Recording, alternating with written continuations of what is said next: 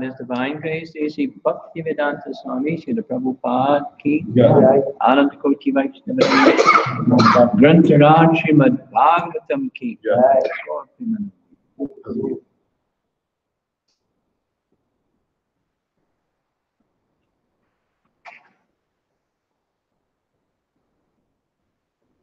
Om Namo Bhagavate Vasudevaya. Om Namo Bhagavate Vasudevaya. Om Namo Bhagavate Vasudevaya. Text 38, Canto 3, Chapter 19. Etan mahapunyam alam pavitram Dhanyam yashashyam padam ayur ashisham Pranendriyanam yudhisho yavardhanam Narayanorte katir anga Shinvatam Etan mahapunyam alam pavitram Anyam yashasyam Padam Ayur Ashisham Pranendriyanam Yudhisho Yavardhanam Narayanorte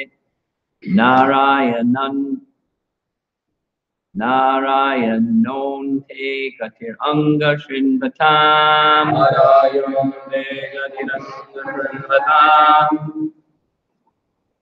Etan Mahapunyamalam Pavitram Alam Pavitram Anyam Yashasyam Padamayurashisham Anyam Yashashnam Padam Ayur Ashisham Anendriyanam Yudhisho Yavardhanam Pranendayanam Yudhisho Yavardhanam Narayanonde Gadiram Dashranvatam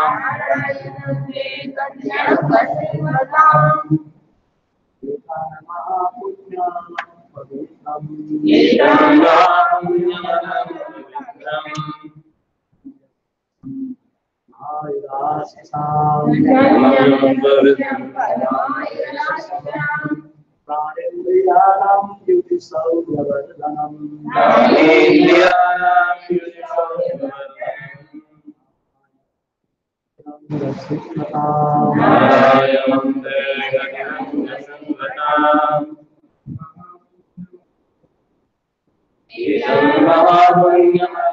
Pavitram Yashasyam Padamayurashisham Anendriyanam Yudhisho Yavardhanam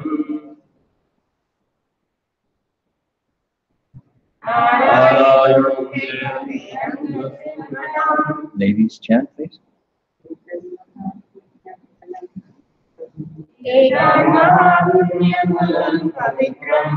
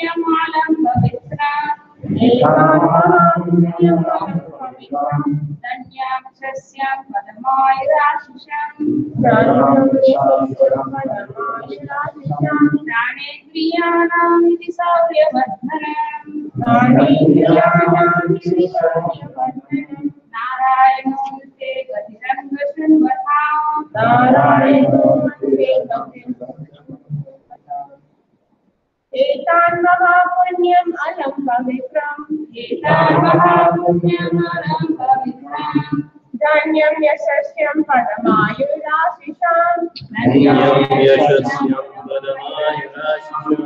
Pranendriyanam Yudhisho Yavardhanam Narayanonte Gatiram Kashrinvatam Etat, this narrative, Mahapunyam, conferring great merit,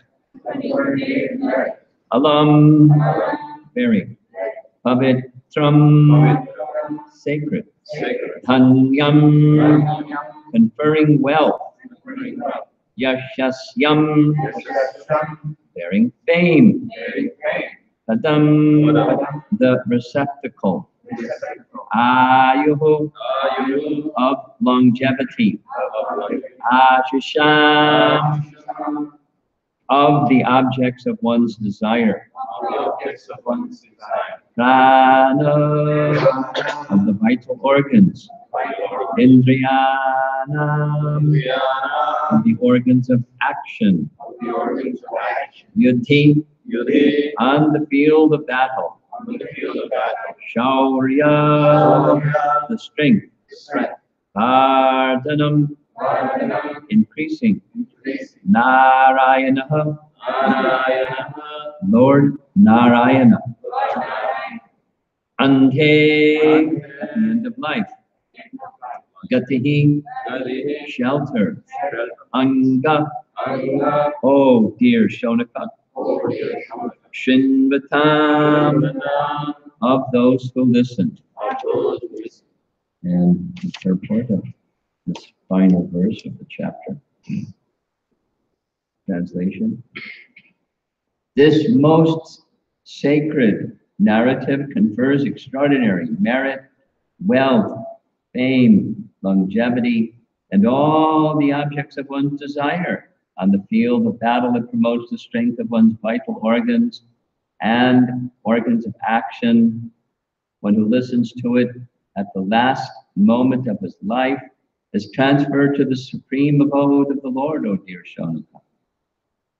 Purport.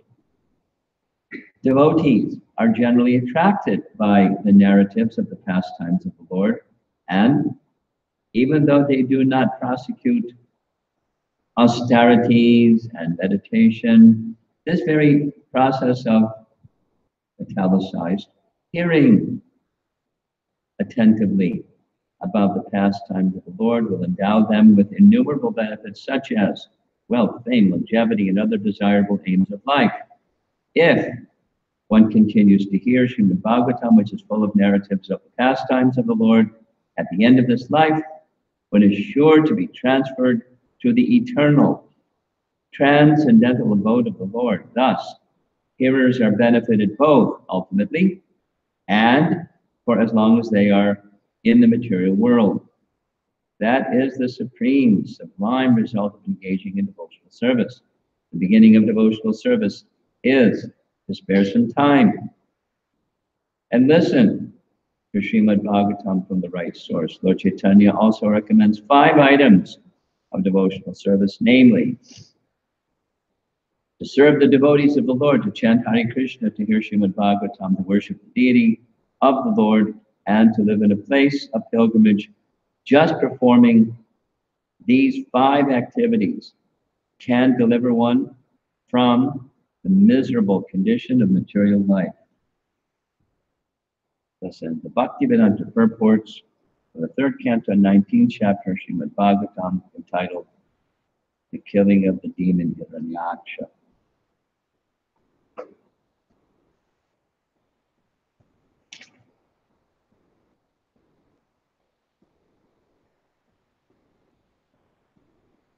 The last word in the verse is Srinvatam, resonates with the verse that's Canto 1, Chapter 2. Those very important verses at the beginning of Srimad Bhagavatam. Srinvatam Sukata Krishna Punya Shavana Kirtana Vidyantaksto Vibhadrani Vitamoti.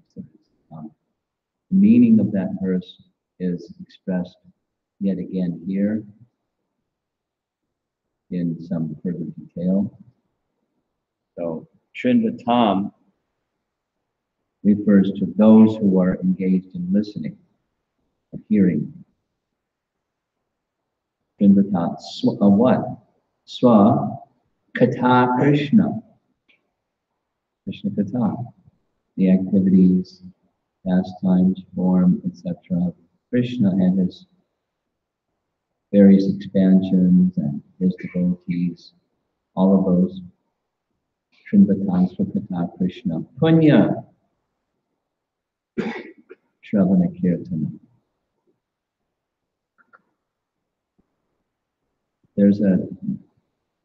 I remember being bewildered specifically about this Punya Shravana Kirtana. Why is it saying Punya? Because devotional service is on the transcendental platform, and why is it being referred to as Punya? So here's 2 answers. 1, in Chaitanya Charitamrita, Prabhupada quotes Bhaktivinoda Thakur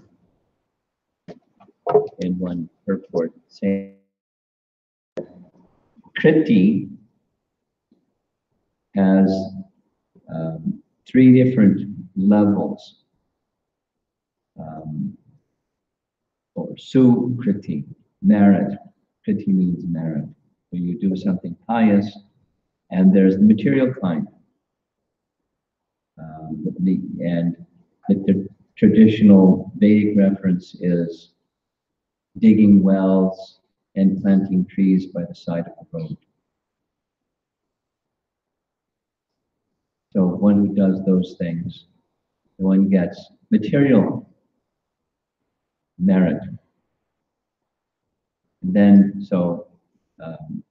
then there's transcendental merit, but not of the personal kind. Moksha Sukriti. So that the activity mentioned with Bhaktivinoda Thakur's purport or commentary on Chaitanya Charitamrita. That's reading Vedanta Sutra and chanting Om. So some people like that, and they get it because they want the merit, they want the kriti. Moksha Anmukhi Sukriti. And then there's Bhoga Anmukha Sukriti, Moksha Anmukhi Sukriti, and there's the transcendental kind. That's where one is engaged in these, as this verse is describing, Shrimpatasva Kata Krishna Punya, Shravana Kirtana. There's transcendental merit. Transcendental merit goes to one, so that kind of Punya Shravana Kirtana by the activities of Shrimpata, Sukata, Krishna, Punya, Shravana Kirtana. That's one explanation of why the word Punya is there. Now this verse is giving us a second explanation. What's that second explanation? When you have spiritual merit, do you not also have material merit? Or from spiritual well-being, material well-being follows. Like a shadow follows the object that's casting the shadow. Say in the negative sense, if one is spiritually depleted, then one's material condition will be materially depleted. Then comes this confusion. Well, wait a minute. How do bad things happen to good people and good things happen to bad people? You know that one. There's different ways of asking. And that has something to do with the Bhog Anmukhi Sukriti, or the absence of the sinful reaction. So if someone in this life is pious, something back there that's impious or sinful, then some bad thing's going to happen by just the law of nature. And vice versa. Someone may be very sinful in this life, but back there, if there's something pious, it's going to bear its fruit. So good things might happen to bad people. And bad things might happen to good people because it's not just about this one life. It's Bhog Anmukhi Sukriti, and it takes some time for things to cycle. Sometimes immediate instant karma, sometimes delayed, sometimes lifetimes later.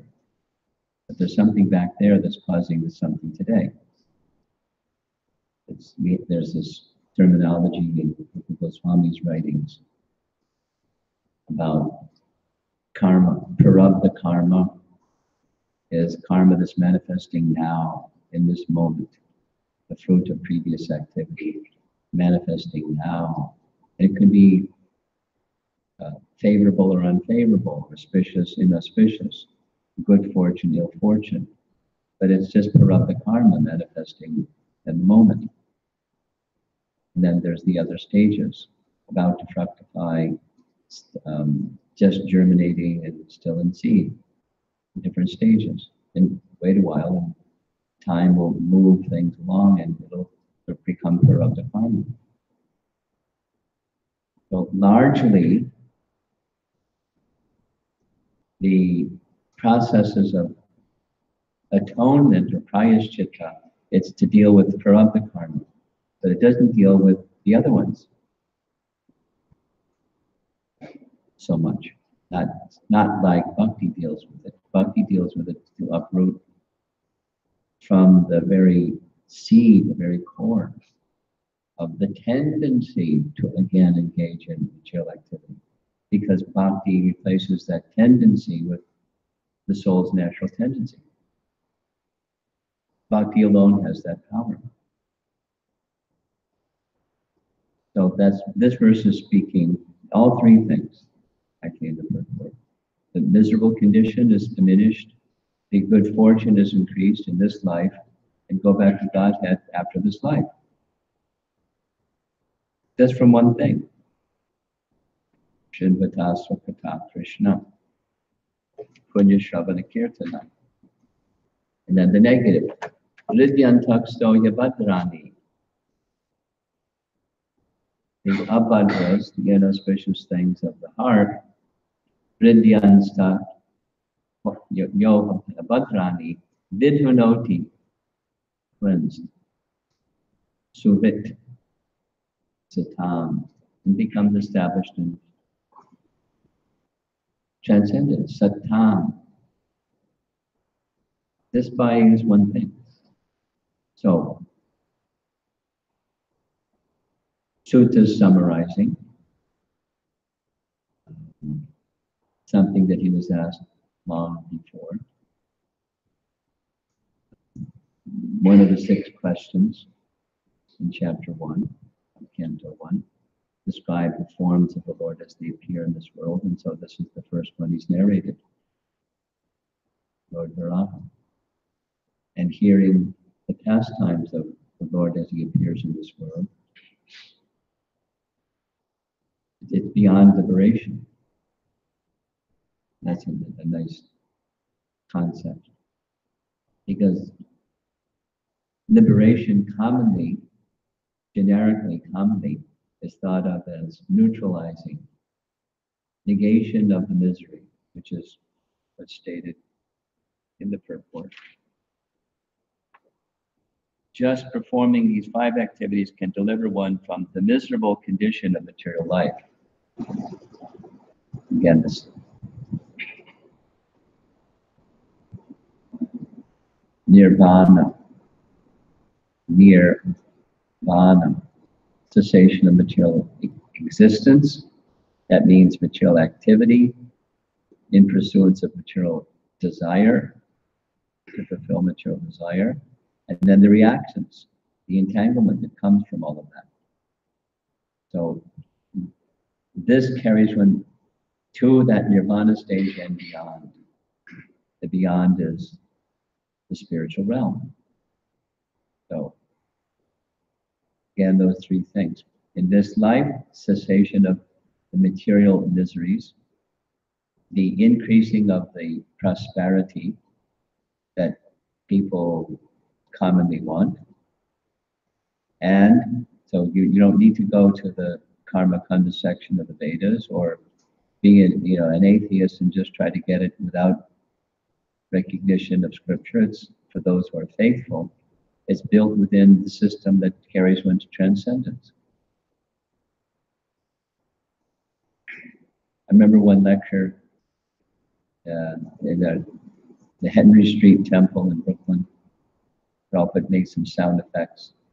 He said, there's these 2 methods, the blacksmith method and the goldsmith method. So he said the goldsmith method is, the goldsmith has a piece of gold and a little hammer and tap, tap, tap, tap, tap, tap, tap, tap. That's the goldsmith method. The blacksmith method is, the blacksmith puts the metal into the fire, puts the hot metal onto the anvil with a big hammer and one stroke, thud, everything finished. And ours is the blacksmith method. One stroke, everything finished. We don't need this and that and the other thing.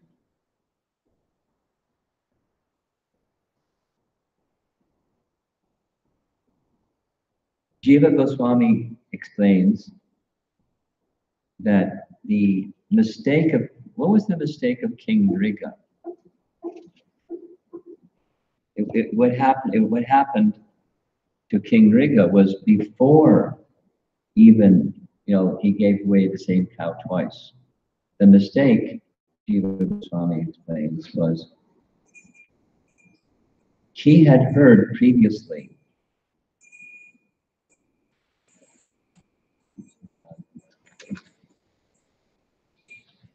king, like, we've heard about the personality of Godhead.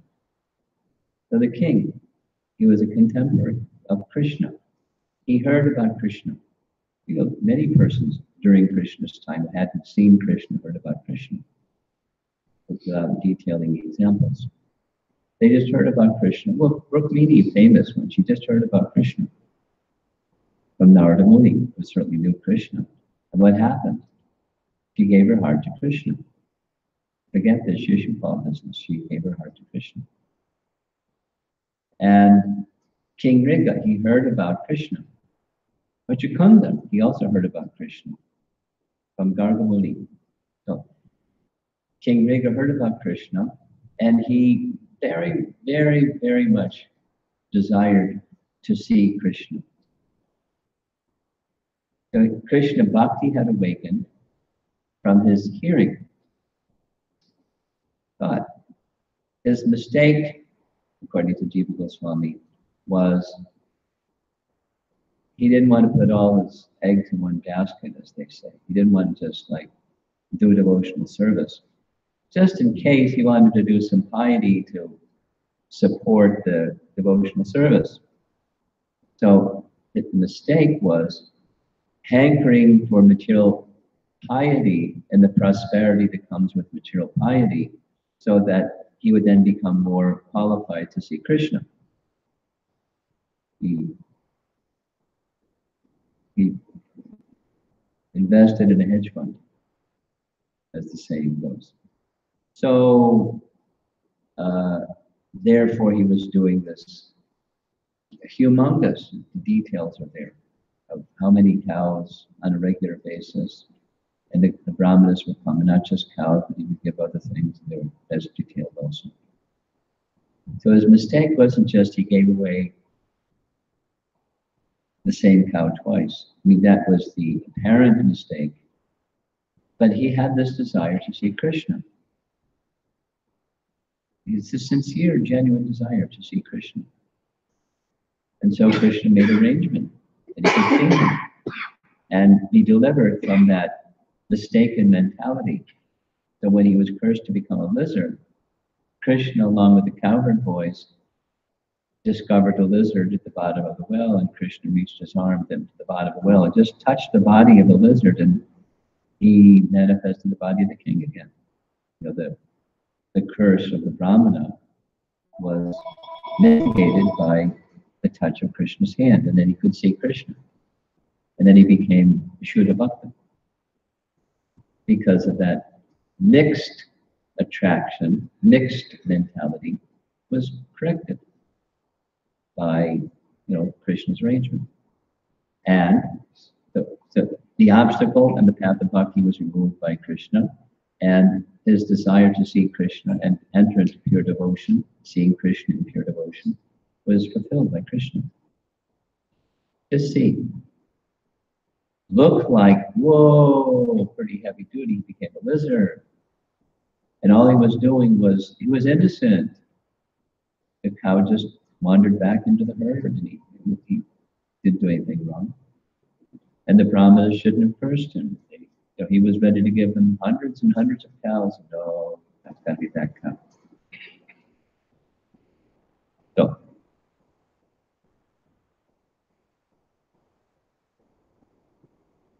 cessation of material misery. Now these benefits. Who is interested in these benefits? It's people who have mixed devotion. Because people that don't have mixed devotion, they just accept whatever Krishna arranges for them. And they're happy with whatever Krishna arranges for them. There was some years ago, and I saw it resurfaced again, so that's why I'm mentioning it. Some years ago, there was how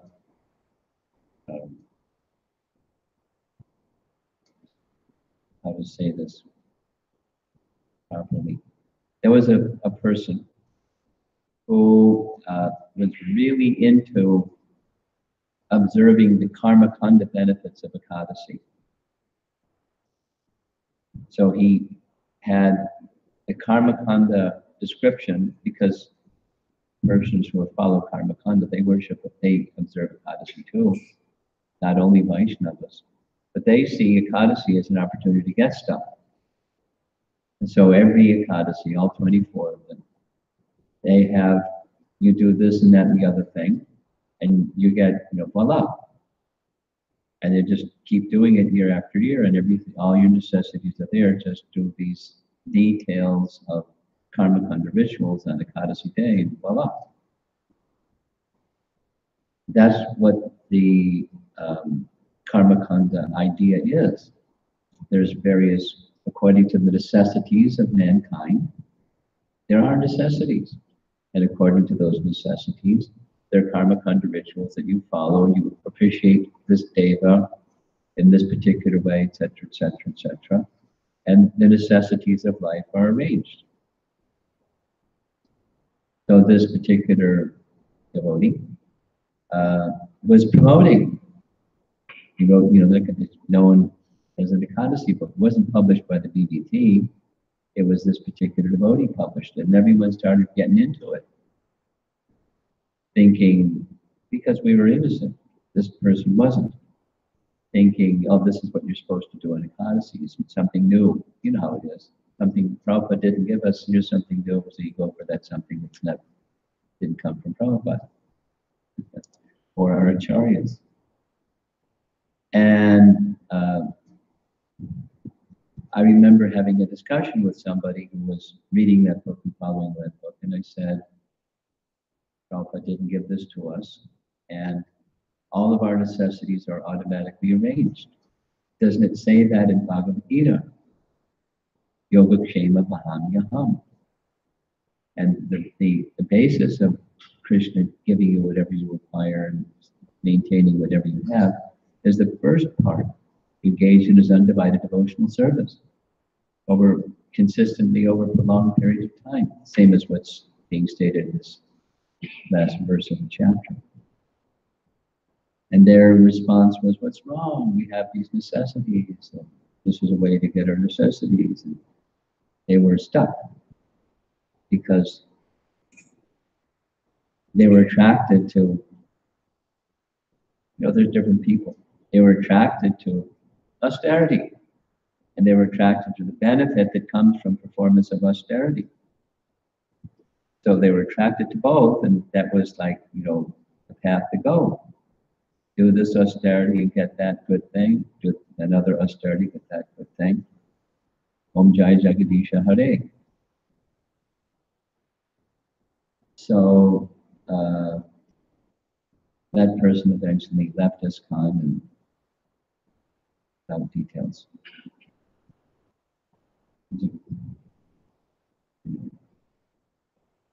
So that book kind of got trashed when this devotee left Iskcon in a very embarrassing way.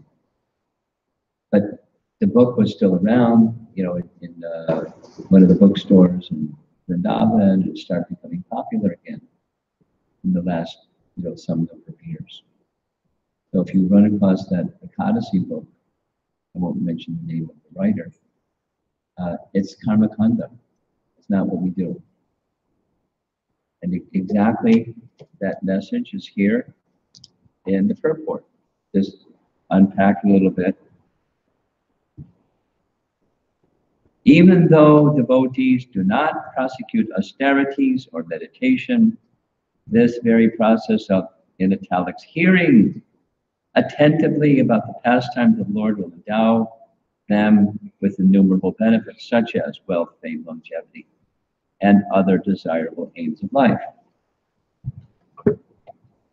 Got it? Just engage in devotional service, and everything is there, according to our necessities, according to our requirements. Yoga Kshema Vahamyaham. And we don't need something extraneous in order to augment. We don't want to make the King Riga mistake. Our meditation is meditation. It's a habit by hearing. Hearing, Prabhupada writes this way, hearing with mind and heart. or sometimes he writes ardent hearing. The last purport of Canto 1, Chapter 3. Ardent hearing. By that ardent hearing, Prabhupada writes, one can see Krishna in every page. See Krishna in every page of Srimad Bhagavatam.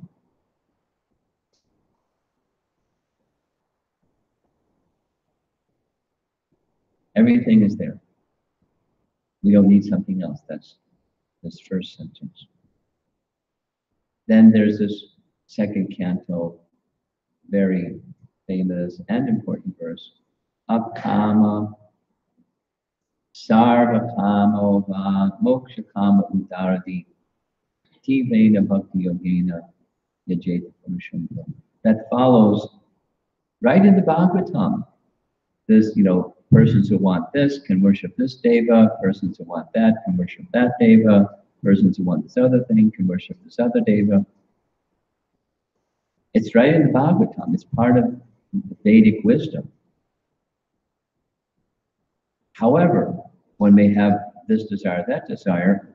Those who are udara di means intelligence, and udara means big, or grand, or great intelligence, substantial intelligence. Udara di tivrena bhakti yogena yajeta purusham. Their everything is fulfilled, and ultimately they reach Krishna. So that's the Bhagavatam. That's what it is. You remember the mistake. Vyasa wants to know, why am I feeling despondent after compiling all the Vedas? And the answer given by Narada was, you didn't make any mistake in compiling everything you compiled as the Vedas. But you haven't made sufficient emphasis on the purpose behind the Vedas, or the Supreme Person. So write one literature that's just that. Because all his Narada said, because people are already inclined to fruitive activities. And basically you're like saying, hey, it's authorized. Vyasadeva said it's authorized. So you're encouraging what people are already engaged in that entangles them in repeated birth and death and unwanted misery. That was the mistake. So now write one literature that just does this one thing. So it's just doing that one thing. Tivra bhakti, or unmixed devotion. In italics, hearing, because that's how it begins. Shrindata.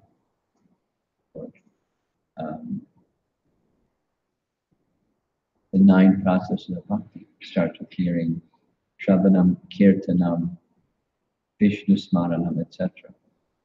We spent this time on remembering Krishna, Vishnu Smaranam, but it starts with hearing. Hearing that which we have forgotten. And then, oh, now I remember. Because when the cleansing, Chaitha, Darpana, Marjanam takes place, it's taken care of. Cleansing takes away the forgetfulness, and then the remembrance follows because it's already there. This doesn't require some extraneous memorization kind of thing. Just hearing and hearing, hearing and chanting, hearing and chanting, hearing and chanting, attentively from the right source. And the final point is, I found it interesting that Prabhupada in the purport said that Lord Chaitanya emphasized there are these 5 things. Now, normally we hear that Rupa Goswami emphasized these 5 things. And it's directly from Nectar Devotion or Bhakti Rasamrita Sindhu. But where did Rupa Goswami get? From Lord Chaitanya. And where did Lord Chaitanya get? Well, he's Krishna himself, but he makes reference to the Vedas. So the Vedas give these 5 things. The whole of the Vedas give a special emphasis to these 5 things. So you do any one of those 5 things, what to speak of as many of them as is realistic to do, and all these good things come. And it's not just finally, it's not just this one story. We got to hear this story and this story only because we want these things. Any of the forms of the Lord give these endowments. What are they? Necessities, eradication of material misery, and entrance into the spiritual world. It says, engage your life faithfully, like that, exactly as in his previous life, Narada Muni was told by the Supreme Lord, just continue like this in this lifetime. For the rest of your life, just continue like this, and you'll achieve my abode. Exactly what Krishna says in Bhagavad Gita also. You'll attain his abode.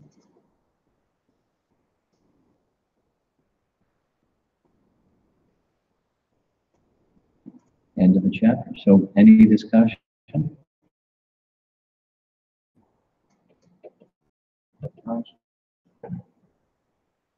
I feel like I don't know what I need. Right? Sitting about what I spent my whole life doing pretty much. I'm an expert at that, right? Subject matter expert in Maya. Like we all, I don't know what I need. So it's just like I could push that aside. I feel like it's better to be in the mode of just Krishna cares about me more than I do. Yeah, right? That's right. So he'll provide what I need, and it's usually it's way beyond my expectations. What you're saying was part of one of the presentations that I made. There's a scriptural reference for what you said. Keeps it really simple. You can go look it up if you like. Prithu Maharaj, you know who that is? He is an incarnation of the Supreme Lord who, it's a long story, but he's a living entity who was empowered with the Lord's ruling potency. Shaktivesh Avatar. So when he was installed as the king, Lord Vishnu came to grace the occasion. And before Lord Vishnu could speak, Prithu Maharaj offered prayers. And he said what you said, I know you've come to offer some benediction. Just like a father knows what's best for the son, and accordingly takes care of what the son's requirements are, whatever you wish for me, I'm confident I'll receive from you. So I don't have any requests other than your mercy.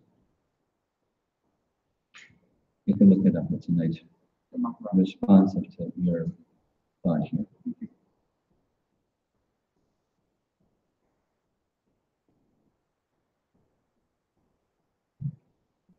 Krishna, Srila Prabhupada ki jai.